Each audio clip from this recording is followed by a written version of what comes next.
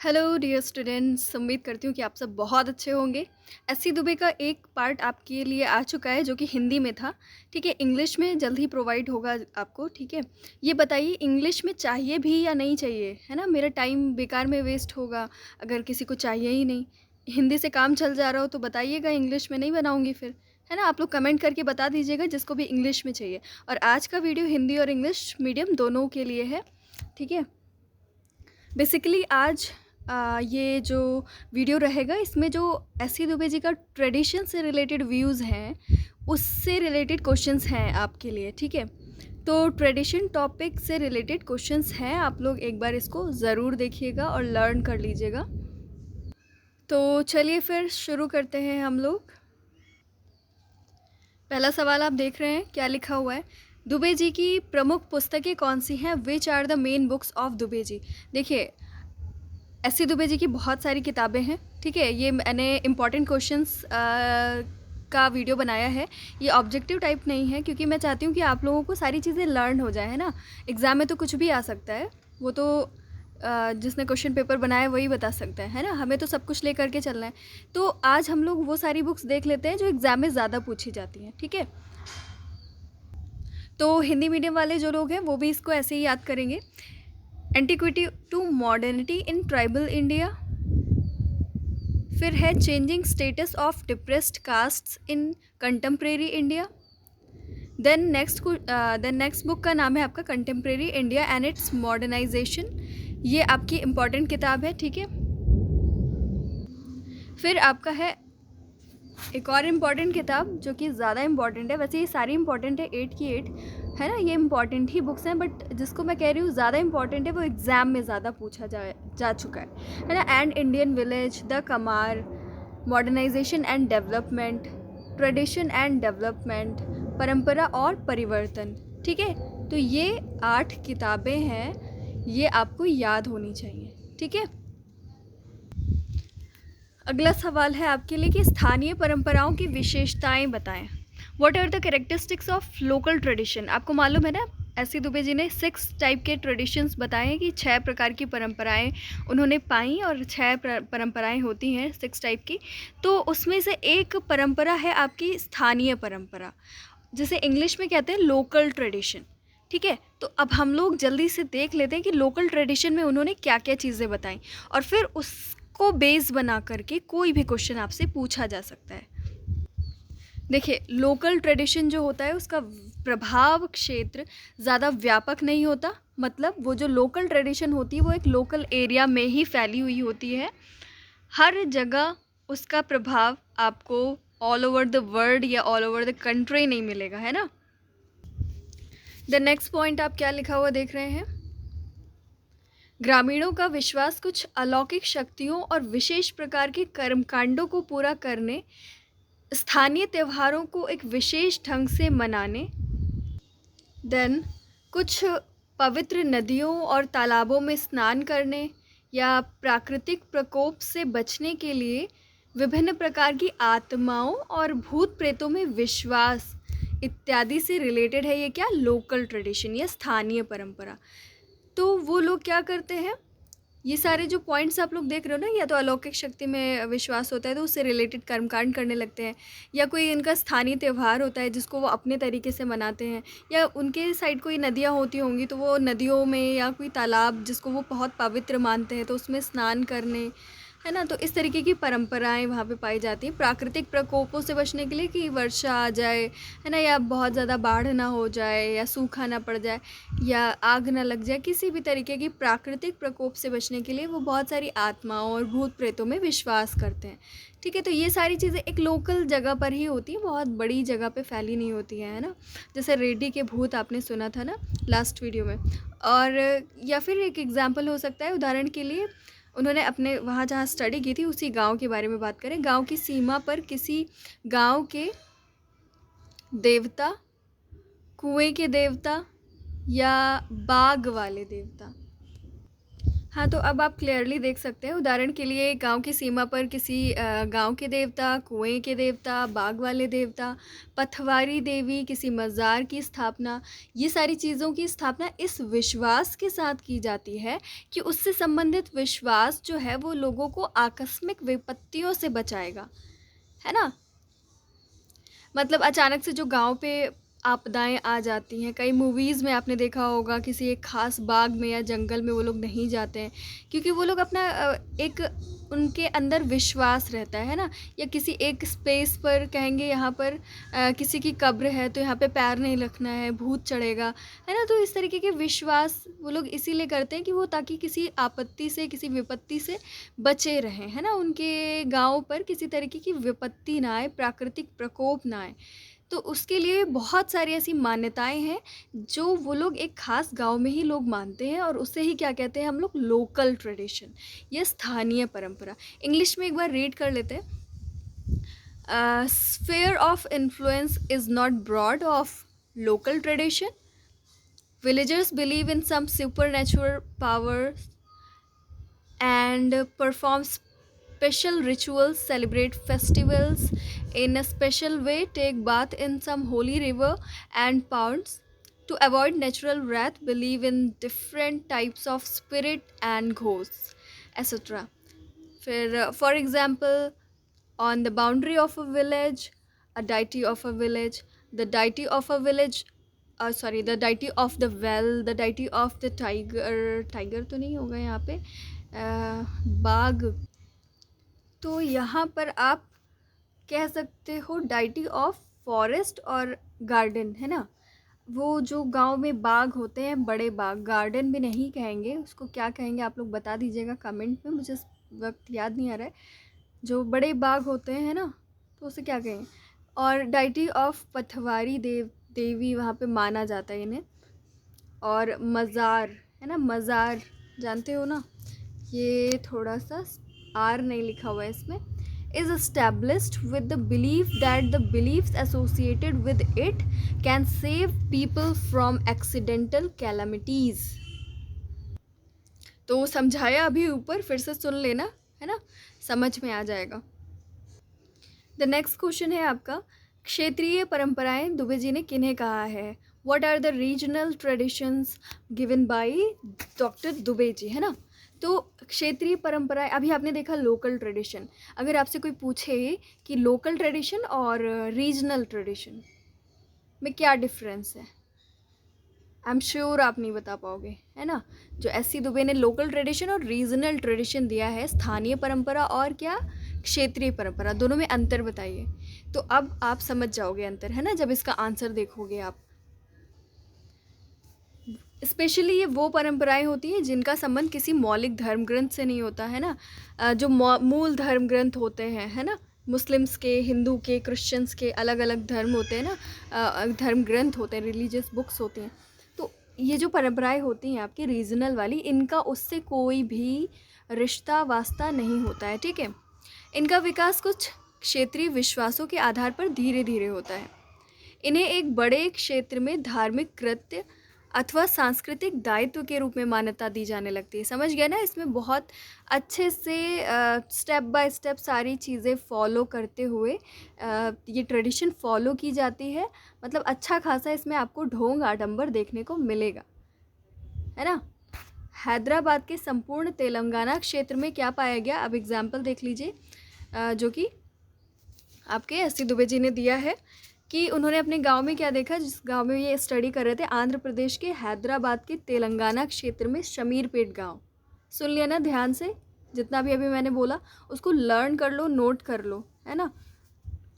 तो ये शमीरपेट गांव की बात है जो तेलंगाना क्षेत्र का है ना। लेकिन शमीरपेट सिर्फ गांव है ना, ये जो रीजनल ट्रेडिशन है ये पूरे तेलंगाना क्षेत्र में फैला हुआ था। समझ गए डिफरेंस? जैसे पोचम्मा चेचक की देवी को मानते थे, बालम्मा के रूप में बांझ स्त्रियों को संतान देने वाली देवी, महाकालम्मा के रूप में हैजे से रक्षा करने वाली देवी, मैसम्मा के रूप में गांव की सीमाओं की रक्षा करने वाली देवी। इसके अलावा आप कौन से एग्जाम्पल्स देख सकते हो अपार्ट फ्रॉम हिज स्टडी। आप पूरे उत्तर भारत में देख सकते हो कि हरियाली तीज या करवा चौथ मनाया जाता है। पितृवंशीय परंपरा हमारे पूरे उत्तर भारत में आपको बड़े कायदे से देखने को मिलेगी। और ये दक्षिण भारत के बड़े हिस्से में मातृवंशीय परंपराओं का प्रचलन है। तो ये जो परंपराएं हैं ना, ये सब और जितनी भी अभी बताई मैंने, तो ये सारी आपकी क्षेत्रीय परंपराएं होती हैं। तो बताओ, आप कर लोगे ना डिफ्रेंशिएशन कि क्या होता है लोकल ट्रेडिशन और क्या होता है रीजनल ट्रेडिशन? स्थानीय और क्षेत्रीय परंपरा में अंतर कर लोगे या नहीं कर लोगे? फटाफट मुझे कमेंट करो अभी अभी तुरंत। चलो, इससे मुझे पता चलेगा ना कि आप लोग यहाँ तक पहुँचे वीडियो देखते देखते या नहीं, या पहले ही ऐसे 1 मिनट देखा और फिर सोचा हम बाद में देखेंगे, है ना? मुझे पता चल जाएगा। चलो, फिर क्या है ट्रेडिशन? ये आपका इंग्लिश में उसी को ट्रांसलेट करके मैंने बताया है। Traditions are not related to any original scripture या original religious book of any religion, है ना? समझ गए ना? वो जो ऊपर फर्स्ट वाला पॉइंट है कि किसी रिलीजन के रिलीजियस बुक्स जो उसकी मेन है ओरिजिनल, है ना, उससे कोई रिलेशन नहीं होता इस टाइप की रीजनल ट्रेडिशंस का। These tradition developed gradually based on certain regional beliefs.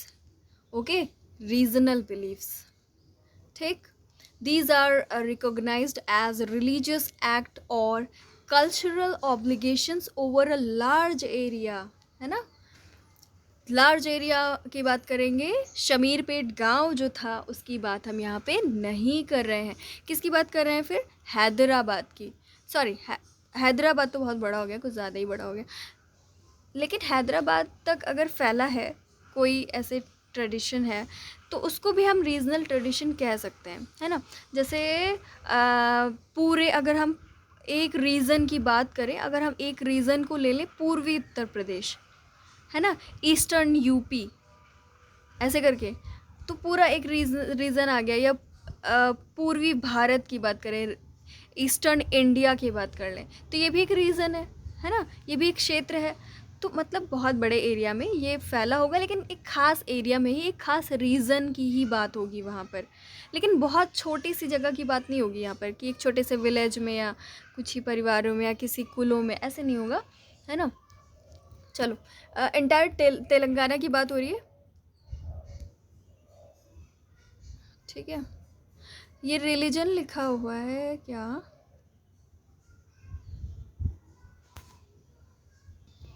हाँ चलो ठीक है। Entire Telangana region of Hyderabad की बात होगी। अब यहाँ पे रीजनल की बात हो रही है ना, तो आपको अभी अभी बताया मैंने कि Pochamma the goddess of smallpox, goddess who gives children to infertile women,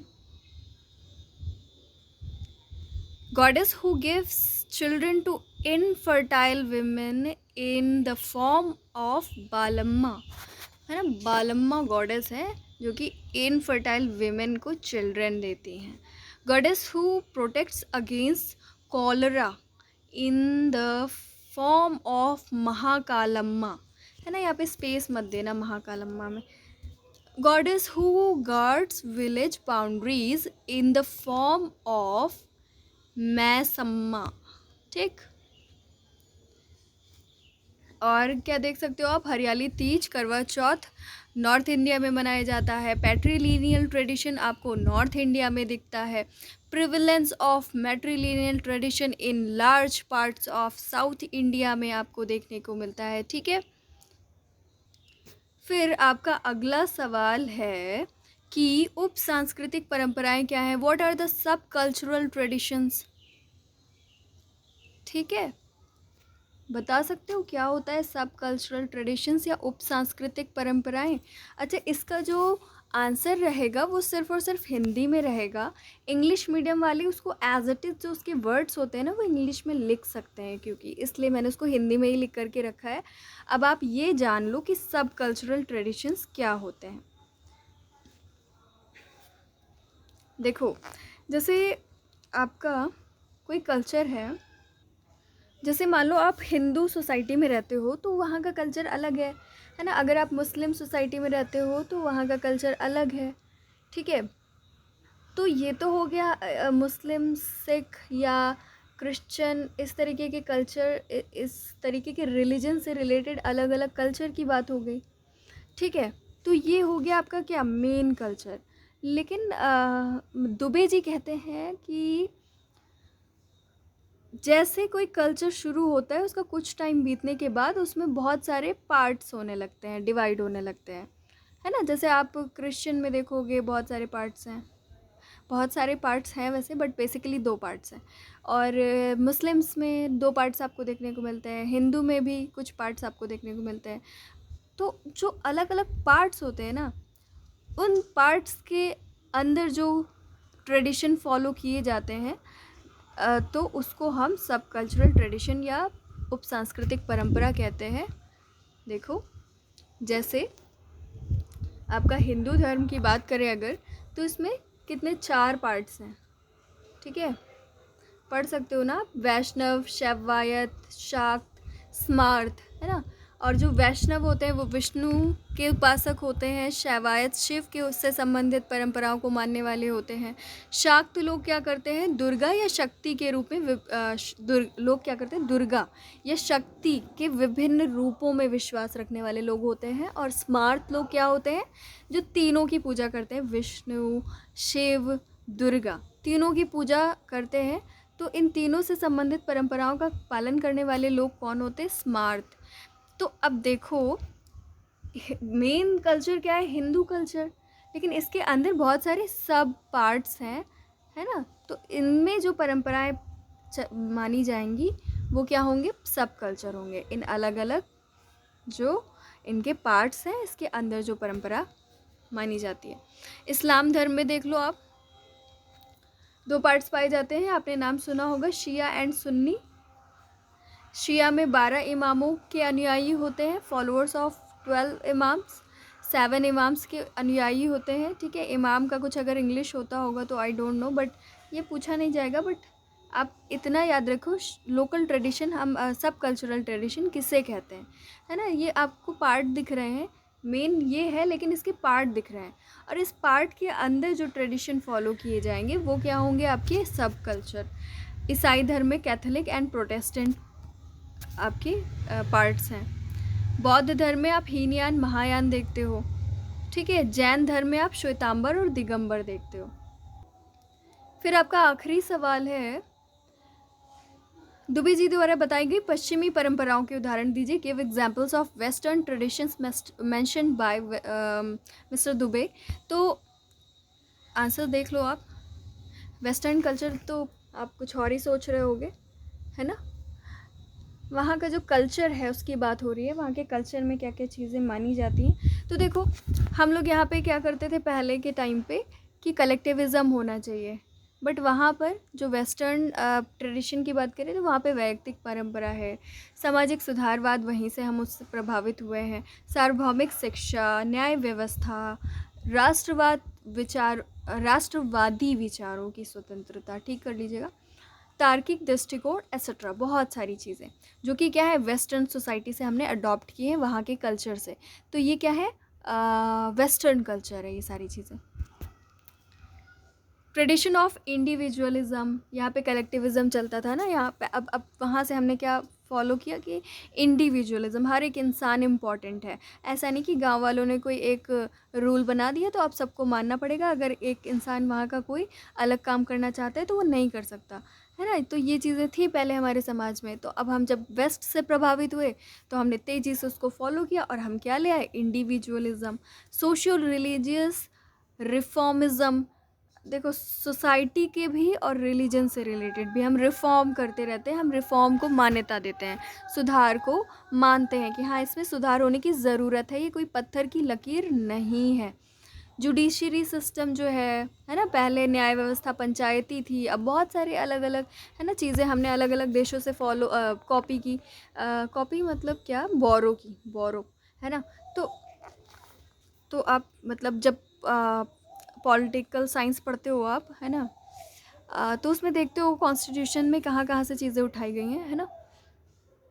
फिर नेशनलिज्म, कॉमा होगा यहाँ पे, freedom of thought, logical approach etcetera हमने बाहर से उठाया है। ठीक है, ये सब क्या है, वेस्टर्न ट्रेडिशन है। तो आप लोगों को ये बताना है कि इससे पहले वाला वीडियो आपको इंग्लिश में रियली में चाहिए या नहीं चाहिए। ठीक है, बता देना। और आज का वीडियो कैसे लगा बताना भूलिएगा मत। तो आज के लिए इतना ही, ख्याल रखिए, मिलते हैं हम लोग नेक्स्ट लेक्चर में।